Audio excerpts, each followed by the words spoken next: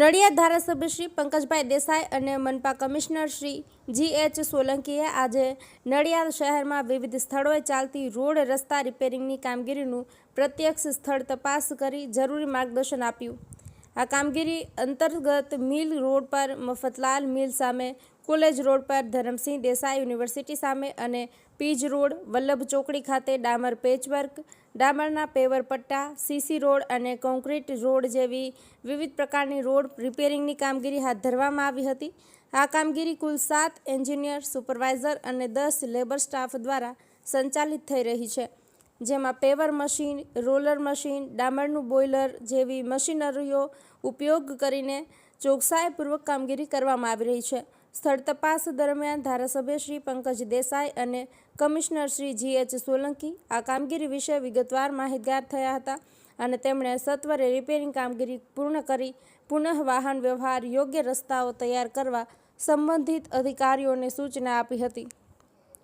આ કામગીરી શહેરના અગત્યના રસ્તાઓ પર નાગરિકોને સરળ અને સુરક્ષિત વાહન વ્યવહારની સુવિધા પૂરી પાડવાના હેતુથી હાથ ધરવામાં આવી રહી છે અને તેના કારણે નાગરિકોને યોગ્ય અને ગુણવત્તાયુક્ત રસ્તાઓ પ્રાપ્ત થશે. આશિષ મહેતા, નડિયાદ. આજે નડિયાદ મહાનગરપાલિકા વિસ્તારની અંદર આવતા રસ્તાઓ જેમ કે દાંડી માર્ગ છે, પછી સ્ટેટનો અમદાવાદ બાજુનો રસ્તો છે, એવો સ્ટેટનો પીજ રોડ છે. આ મોટા રસ્તાઓ જે છે કોર્પોરેશન વિસ્તારમાં આવે છે અને સાથે સાથે રેલવેવાળો જે આખો રસ્તો છે એ પણ દાંડી માર્ગમાં આવે છે. તો આ બધા રસ્તાઓ પર પીચની કામગીરી થાય એટલા માટે કોર્પોરેશન દ્વારા પણ ડામરનો માલ મંગાવીને પીચવર્ક ચાલુ કરવામાં આવે છે.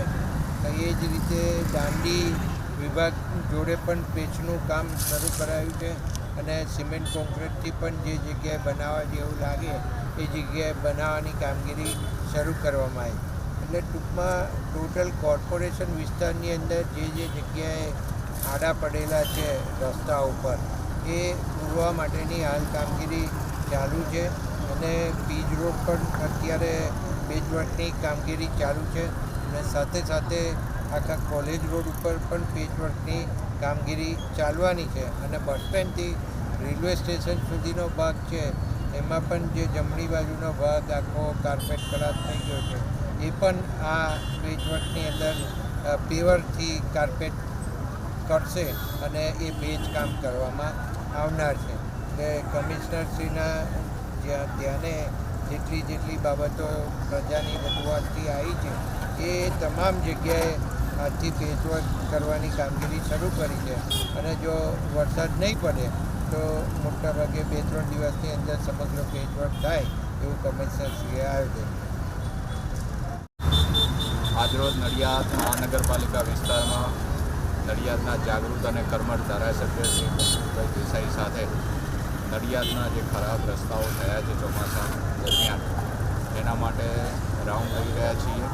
અમદાવાદથી ખાસ કરીને અમે ડામરની ગાડીઓ બોલાવીને આ રોડ પેચવર્ક ચાલુ કર્યો છે. ડામરનું પેચવર્ક આજ સુધી આપણે વેટ મિક્સથી લગભગ 1500 મેટ્રિક ટન જેટલું કામ કર્યું છે પણ જેવો ઉગાડ નીકળ્યો છે એટલે આજે આપણે ડામરથી હવે પેચવર્ક ચાલુ કર્યા છે અને ટૂંક સમયમાં નડિયાદ મહાનગરપાલિકા વિસ્તારમાં આ કામકાજ પૂર્ણ કરવામાં આવશે.